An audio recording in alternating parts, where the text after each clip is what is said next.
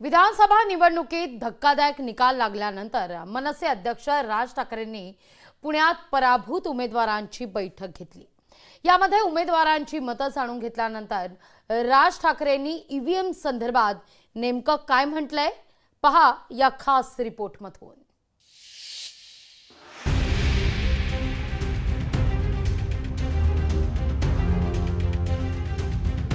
विधानसभा निवडणुकीत पराभव झाल्यानंतर राज ठाकरे यांनी कोणतीही प्रतिक्रिया दिली नव्हती।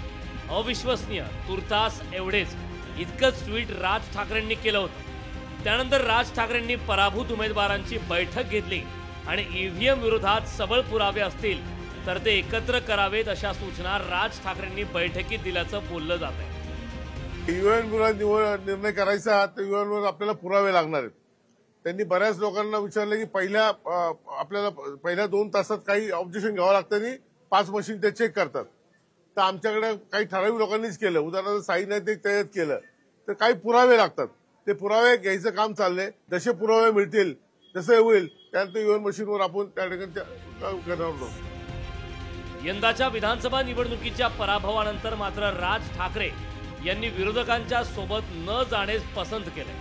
शंका उपस्थित केल्यानंतरही अद्याप कोणतीही न्यायालयीन लढाई लढणार नसल्याचं मनसेकडून सांगण्यात येत आहे।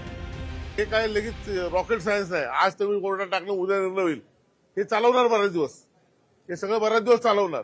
त्यामुळे आज कोर्टात नाही गेलं उद्या तुला जाता येणार असं नाहीये, 2 दिवसांनी सुद्धा जाता येईल। परंतु हे करत असताना आपल्याकडे भक्कम पुरावे असावेत।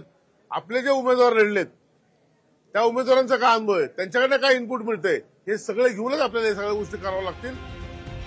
यंदाच्या निवडणुकीत दारुण पराभव स्वीकारावा लागल्यानंतर आता खचून न जाता राज ठाकरेंनी पुन्हा मनसैनिकांना जोमाने कामाला लागण्याच्या सूचना दिल्या। मात्र ईव्हीएम विरोधात राज ठाकरे नेमकी कोणती भूमिका घेणार हे आगामी काळात स्पष्ट होईलच। अमोल धर्माधिकारी, लोकशाही मराठी, पुणे।